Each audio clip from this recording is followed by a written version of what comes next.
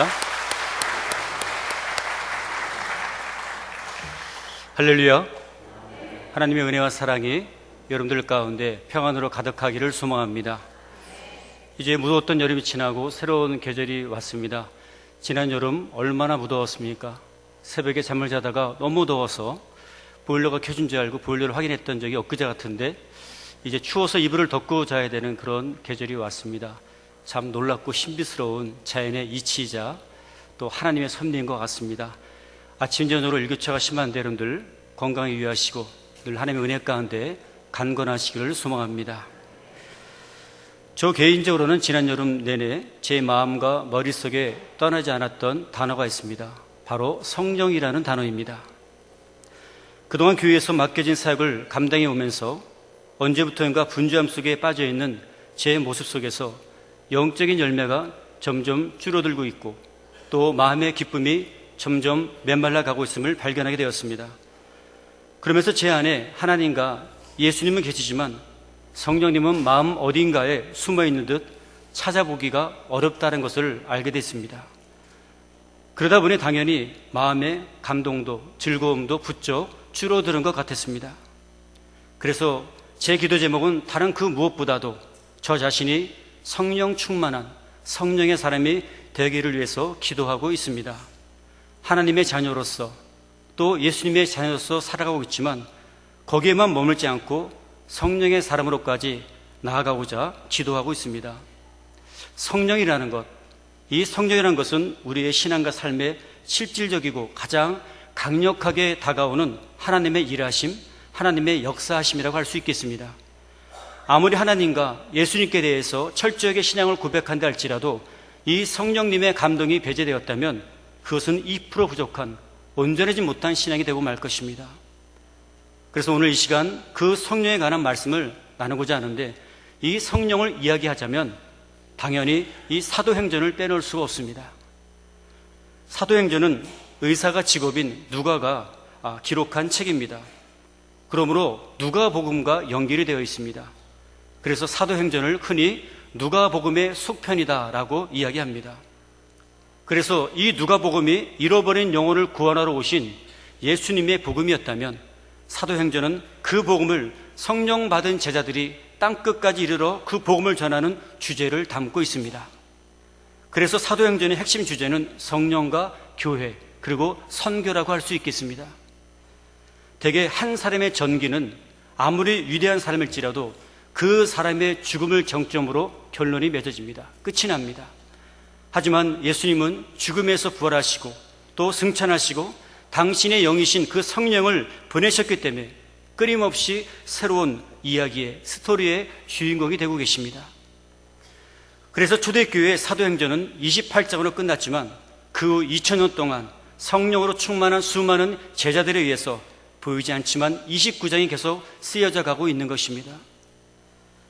누가는 사도행전에서 모든 교회 성도들에게 성령님이 어떻게 성도들에게 임하셔서 교회가 세워졌는지 그리고 처음 세계 복음화의 불길은 어떻게 지펴졌는지 그 역사를 우리에게 전해주고 있는 것입니다.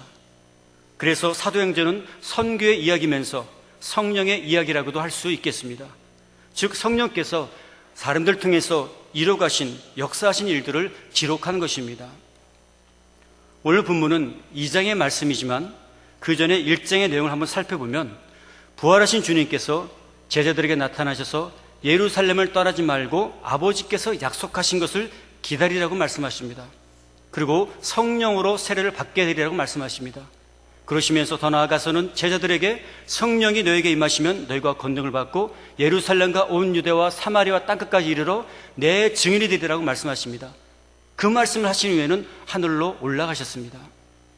아마도 이 광경을 목격한 제자들에게는 적지 않은 그런 충격과 무척 당황스러웠을 것입니다. 하지만 120명에 이르는 성도들은 마가다라방에 모여서 전심을 다해 기도했고 그 기도 가운데 오순절 불같은 성령께서 충만한 은혜를 주시게 됩니다. 이제 오늘 본문은 그 성령이 임하시는 말씀입니다. 성령님이 오셨다는 사실도 중요하지만 오순절에 오셨다는 것도 아주 중요합니다. 오순절은 유월절 후 첫 안식일 다음날부터 50일째 되는 날을 뜻합니다. 이 오순절은 첫 열매를 하나님께 드리는 축제의 날 같은 그런 날입니다. 노동을 하지 않고 하나님께 제사를 드리고 기쁨의 찬양을 드리는 그러한 날입니다. 바로 그러한 때에 성령께서 역사하신 겁니다. 때문에 성령께서 유월절 이후 50일째 되는 오순절에 오셨다는 것은 그 큰 의미가 있는 것입니다. 유월절이 무엇입니까? 유월절은 출애굽 때 어린 양을 죽여서 그 피를 문설주에 발라서 죽음으로부터 살아난 것을 기념하는 그러한 절기입니다. 또 유월절은 주님께서 십자가에서 돌아가신 날입니다. 그래서 유월절이 주님의 죽음을 상징한다면 오늘의 이 오순절은 주님의 부활과 승리를 의미합니다. 즉 새로운 시대의 시작을 알리는 것입니다. 바로 그러한 날에 성령께서 바로 그 오순절에 오신 것입니다. 예수님이 부활하신 그날, 그리고 성령이 임한 그날이 모두 주일입니다. 그래서 교회가 지금도 주일의 예배를 드리고 있습니다. 성령의 오심, 성령의 임하심은 전적으로 처음부터 끝까지 하나님께서 주도하신 그런 사건이었습니다. 오늘 본문 2절을 보면 혼련이 하늘부터라고 이야기하고 있습니다. 이 혼련이는 갑자기 일어났다는 것입니다. 사람이 어떤 치밀하게 준비하거나 천천히 서서히 진행된 것이 아니고 하루아침에 전혀 예상하지 못했던 시간에 임했다는 것이죠.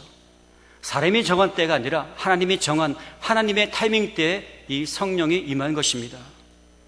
그리고 성령이 하늘로부터 임했다라는 것, 결국 이것은 하나님의 작품이 아니라, 사람의 작품이 아니라, 사람이 진행한 것이 아니라 바로 하늘에서 만든 하나님의 작품이라는 것이죠. 사람이 결코 상상할 수 없고 결코 예측할 수 없는, 제한할 수 없는 크고 놀라운 풍성한 그런 분이 바로 성령님이신 겁니다. 그리고 성령님은 기도하는 가운데 오셨습니다. 때문에 그 성령의 오심은 바로 기도에 대한 응답인 것입니다. 그래서 최고의 기도의 응답은 바로 성령을 받는 것입니다. 누가복음 11장 13절에서 주님이 이런 말씀하셨습니다. 너희가 악할지라도 좋은 것을 자식에게 줄 줄 알거든 하물며 너희 하늘아버지께서 구하는 자에게 성령을 주시지 않겠느냐. 구하는 자에게, 기도하는 자에게 성령을 주시겠다는 말씀입니다. 그래서 성령을 사모하는, 성령의 임재를 기다리는 자는 겸손히 무릎 꿇어 기도할 수 있어야 합니다. 그 기도 가운데 오순절 마가다락방에 그 성령이 불처럼 임하는 것을 체험하게 될 줄로 믿습니다. 오늘 2절에 성령이 임하실 때 하늘로부터 급하고 강한 바람 같은 소리가 있었다라고 이야기하고 있습니다. 바람 소리가 아니라 바람 같은 소리입니다. 이 땅에서는 결코 들어본 적도 없고 경험해본 적이 없는 바람 같은 소리, 즉 하늘의 소리인 것입니다. 부인할 수도 없고 결코 말로 설명할 수도 없는 그런 하늘의 소리가 그 자리에 모인 모든 제자들에게 그 제자들의 귓전을 때린 것입니다. 그것은 하나님의 호흡이며 하나님의 생기였습니다. 성령께서 임하시면 그렇게 하나님의 소리를 듣게 될 줄 믿습니다. 그 하나님의 생기, 하나님의 기운, 하나님의 그 바람은 이미 천지창조 이전부터 진행되었던, 또 존재했던 하나님의 힘입니다.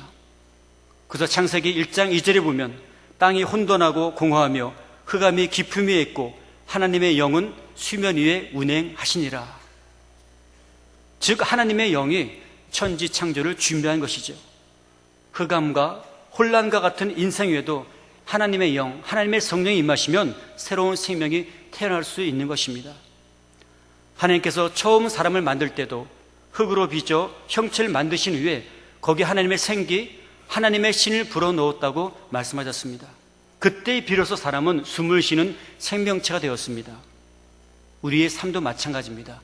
우리의 삶의 생기를 회복하려면 하나님의 성령, 하나님의 기운, 그 성령의 바람이 우리 안에 들어와야 될 줄 믿습니다. 그리고 오늘 본문을 보니까 그 성령의 바람은 온 집에 가득했다라고 이야기하고 있습니다. 그들이 앉은 온 집에 가득했다는 것이죠. 그 집안에 가득했다는 것을 어떻게 알 수가 있습니까? 그것은 바람이기에, 기운이기에 느끼고 경험하고 체험할 수 있는 것입니다. 때문에 이 성령이라는 것은 지식으로 배우는 것이 아니라 체험하는 것입니다. 말로 표현할 수 없어도 생생한 경험으로 알아가고 느끼는 것입니다. 그래서 성령님을 머리로 이해할 것이 아니라 온 마음으로 영혼으로 느낄 수 있어야 합니다.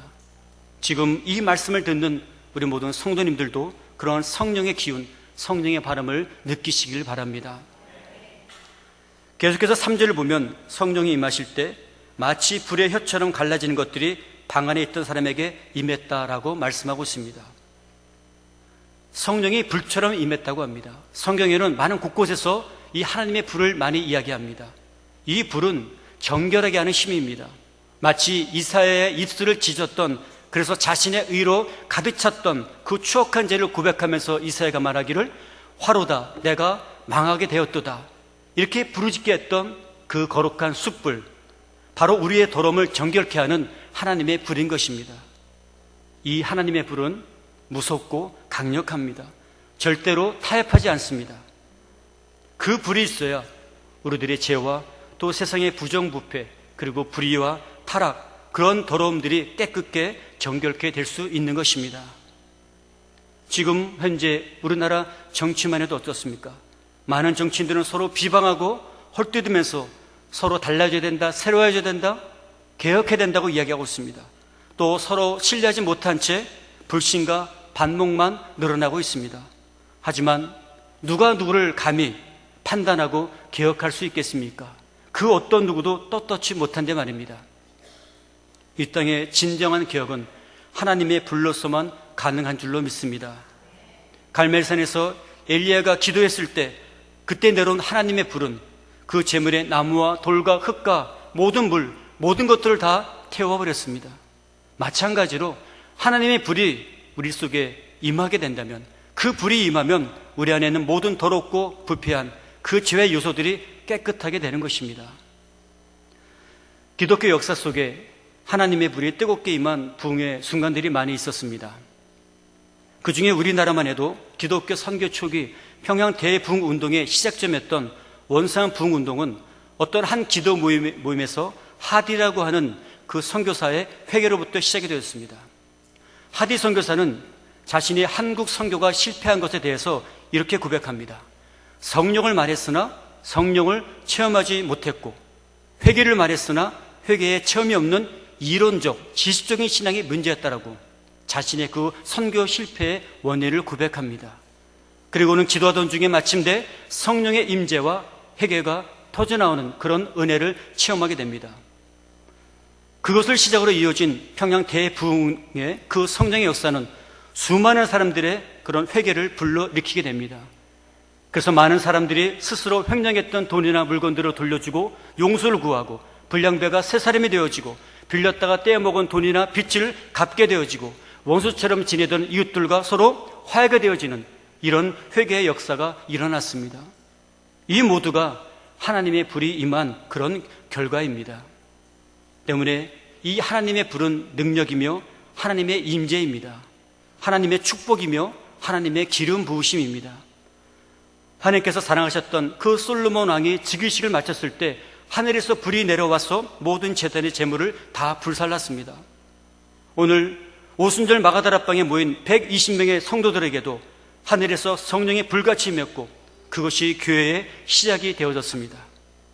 불은 이렇게 악한 세대에서 우리를 새롭게 씻어주시고 초자연적인 능력을 주시는 우리를 향한 하나님의 뜨거운 사랑입니다.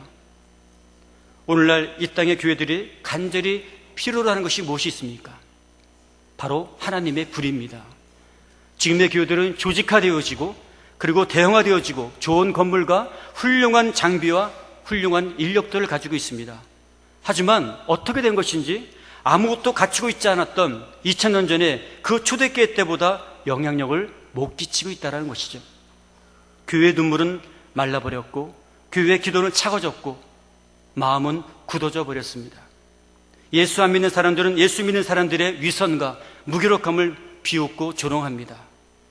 그래서 우리 성도들의 간절한 부르짖음과 우리의 간절한 소망은 다른 그 무엇보다도 하나님, 우리에게 불을 내려 주시옵소서, 우리에게 성령을 주시옵소서, 이런 고백이 있어야 될 줄 믿습니다.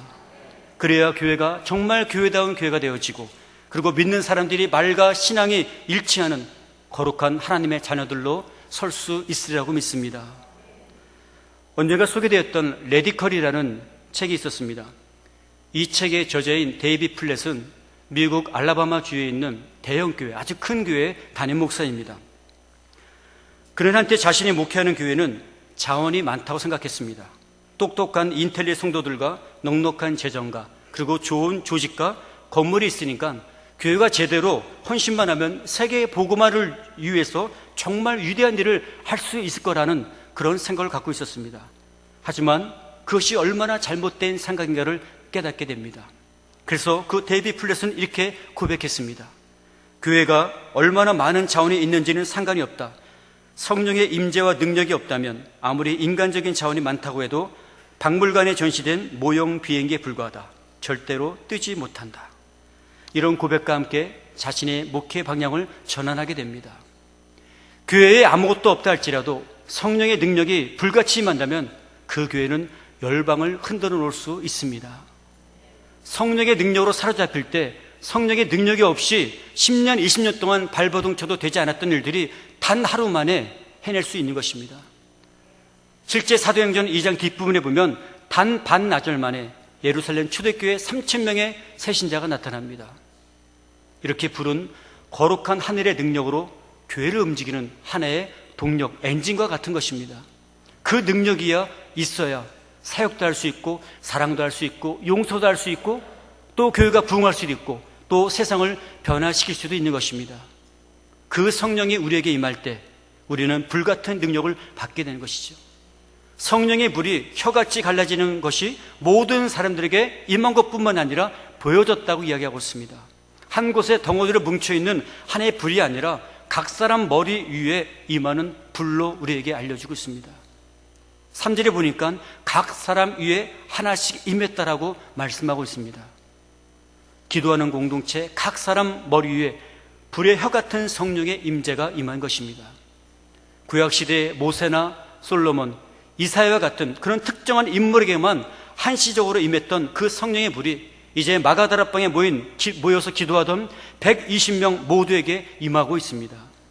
그들이 머리끝부터 발끝까지 성령께서 기름 부음을 받고 있는 것입니다. 초대교회는 정말 아무것도 없이 시작했습니다. 그러나 단 한 세대 만에 로마 제국 전체로 퍼져나가는 그런 영향력을 발휘했습니다. 성령의 불을 받고 시작한 그러한 공동체였기 때문에 가능한 것입니다. 우리 부곡교회도 그런 성령 공동체가 되기를 바랍니다. 2000년 전 예루살렘의 초대교회처럼 우리 부곡교회가 사람을 변화시키고 지역을 변화시키고 세상을 변화시키는 그런 성령 공동체가 되기를 바랍니다. 오늘 4절에 보니까 성령께서 말하게 하심을 따라서 그들이 다른 언어들을 말하기 시작했다라고 이야기하고 있습니다. 성령께서는 그 무엇보다도 우리의 혀와 언어를 컨트롤하기 시작하십니다. 성령께서 우리의 몸을 장악하시고 가장 먼저 일어나는 사건이 바로 우리의 입술, 우리의 언어를 장악하신 겁니다. 하나님께서는 말씀으로 세상을 창조하셨고 또 말씀으로 우리를 다스리십니다. 그리고 하나님의 자녀된 우리에게도 그 입술의 권세를 주셨습니다. 우리에게 성령을 부어주실 때 제일 먼저 나타난 것이 제일 먼저 우리 언어에 역사하신다는 것이죠. 그래서 지금까지 거짓을 말하고 불평불만을 쏟아내고 그리고 남을 욕하던 우리의 입술을 그 거룩한 성령의 숯불로 정결케 하시는 겁니다. 그리고 성령께서 말하게 하심을 따라서 그들이 말했다는 것은 바로 성령님의 말씀에 더하거나 빼지 않고 그대로 말했다는 것입니다. 오리지널 복음, 원 복음을 100% 그대로 전했다라는 것이죠.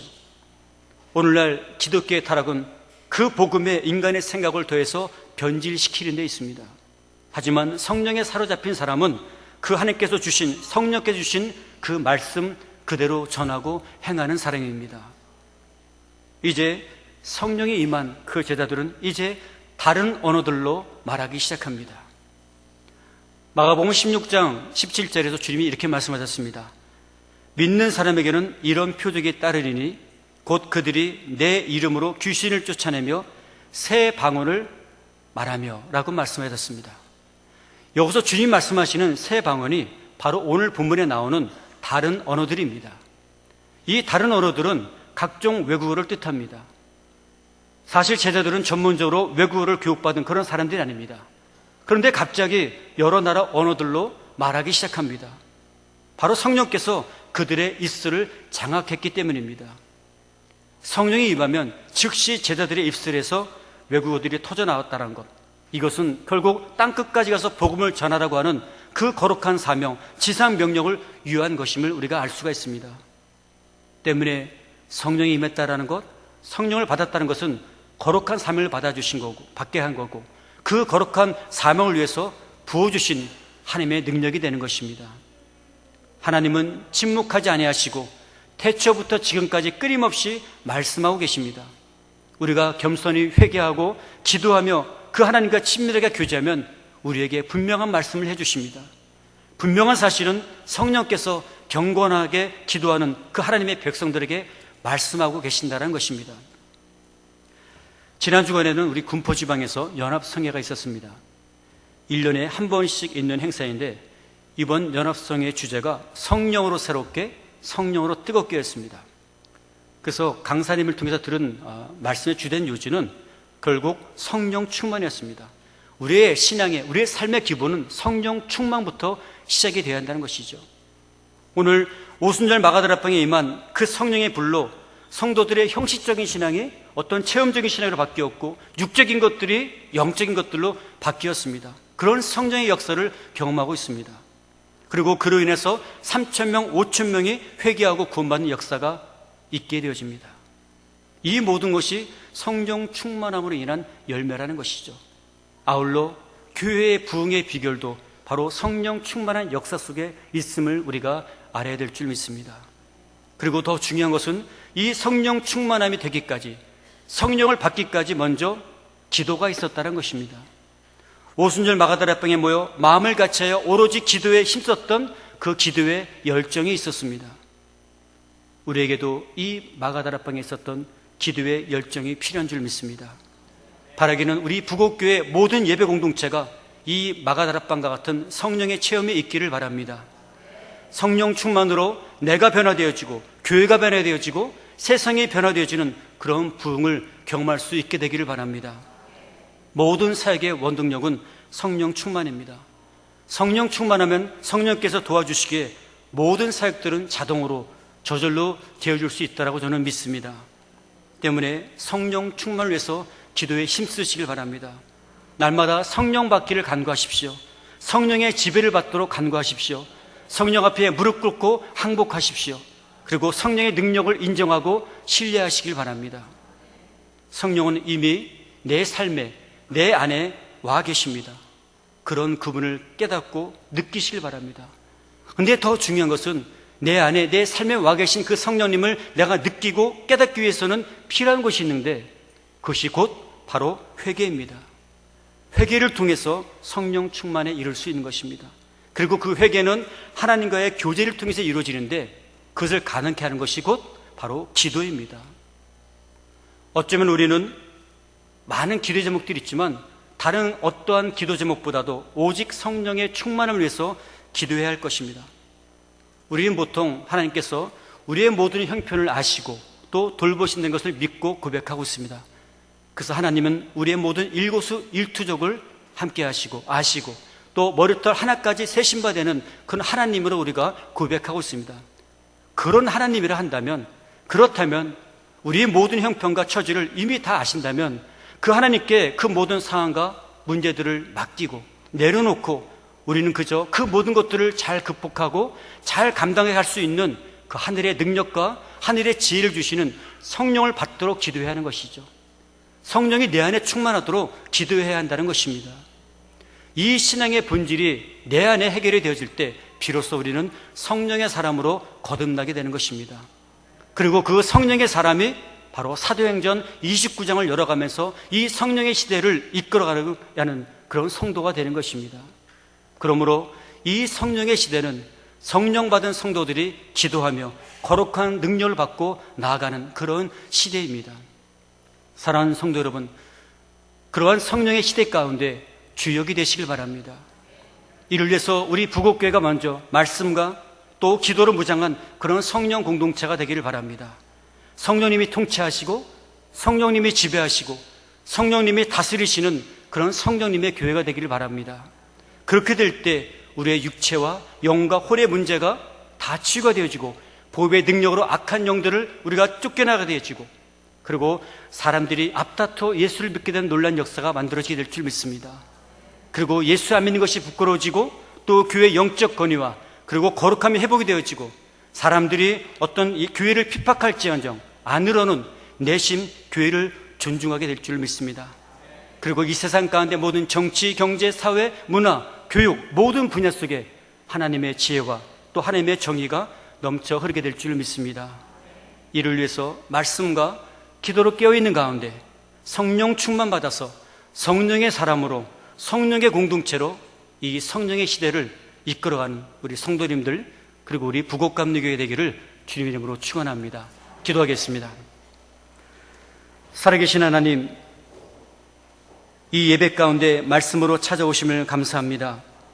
저희들의 삶 가운데 예수님의 은혜와 하나님의 사랑을 받고 누리려고만 했던, 그리고 성령님의 역사를 소홀히 여겼던 저희들의 연약함을 용서하여 주시옵소서. 오늘도 말씀 앞에 선 저희들이 성령 충만하기를 원합니다. 성령님, 우리를 통치하여 주시옵소서. 우리를 다스려 주시옵소서. 우리의 교회가 성령의 교회가 되게 하여 주시옵소서. 이를 위해서 말씀과 기도로 깨어있는 성도가 되기를 원합니다. 성령의 사람으로서 이 교회를 성령의 공동체로 만들어가는 하나님의 기뻐하시는 자들이 다 되게 하여 주시옵소서. 예수님의 이름으로 기도하옵나이다. 아멘.